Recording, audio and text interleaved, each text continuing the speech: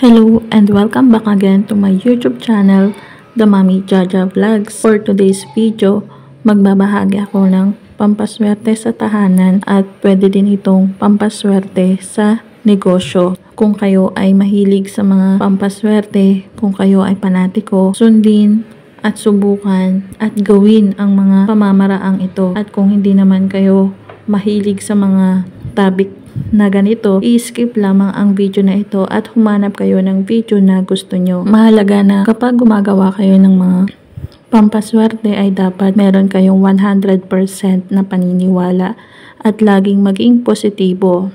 Alisin ang mga galit at sama ng loob. Ang mga negatibo mong naiisip ay iwaksi mo muna ang mga yan para hindi yan yung ma-attract mo sa pampaswerte na iyong ginagawa. Napakadali lamang ng pampaswerteng ito. Pwedeng gawin kahit na anong araw. Mangangailangan lamang tayo dito ng baso o mga glass jar na babasagin. Laging babasagin ang gagamitin.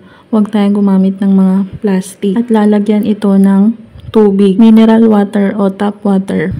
At saka ito lalagyan ng 3 pirasong bawang. Ito ang magsisilbing magtatanggal ng mga malas, ng mga negatibo, mga kahirapan dyan sa inyong tahanan at sa inyong business o negosyo. Tatanggalin yan ang kamalasan. Kaya kailangan natin ng bawang, 3 piraso kahit hindi nabalatan. At mangangailangan din tayo dito ng 1 pirasong dahon ng laurel. Alam naman natin ang kapangyarihan ng dahon ng laurel. Humiling ka lamang dito ay matutupad ang mga kahilingan mo. Kahit na anumang kahilingan na pagdating sa pera, pagdating sa pag-success ng iyong business, magkaroon ka ng maraming customers, magkaroon ka ng malaking benta at malaking kita, maging maunlad ang iyong negosyo. Humiling ka dito sa dahon ng laurel, saka mo siya ilagay dito sa glass jar o baso at lalagyan ito ng 3 kurot ng asin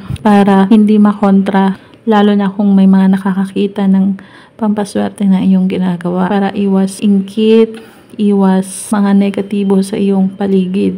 At ilalagay ito sa inyong altar o kaya sa likod ng inyong main door.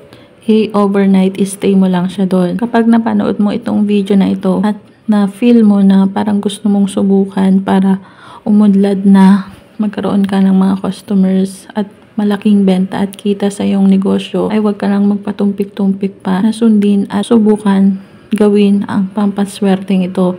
Napakadali lamang kung meron kang mga sangkap ay magmadali at gawin na itong pampaswerte na ito. At kinabukasan, ibubuhos itong glass jar sa harapan ng inyong tahanan at mapapansin mo unti-unting gagaan ang pagdaloy ng kaperahan sa inyong tahanan. Hindi na kayo makakaranas ng alat, giginhawa bigla ang inyong buhay. Magkakaroon ng pagbabago ang iyong negosyo, dudumugin ito ng maraming customers, magkakaroon ka ng mga benta at ang inyong tahanan ay magiging magaan at maginhawa ang pasok ng mga pera, ng mga blessings. Magkakaroon bigla ng mga new opportunity para magkaroon kayo ng pera o blessings sa inyong tahanan o sa inyong buhay. Tandaan na ang mga ganitong pamamaraan ay magsisilbing gabay at pampaswerte lamang. Tanging ang ating pagkilos, pagsisipag, pagtsatsaga, pagdiskarte, pagtatrabaho at lalong-lalo na ang manalangin sa Poong May Kapal ang siyang makakatulong sa atin para tayo ay umunlad, umasenso at yumaman sa ating buhay. At kung nagustuhan ang video ito, mag-like at mag-subscribe na para maging updated sa mga next video na i-upload tungkol sa mga pampaswerteng bagay-bagay.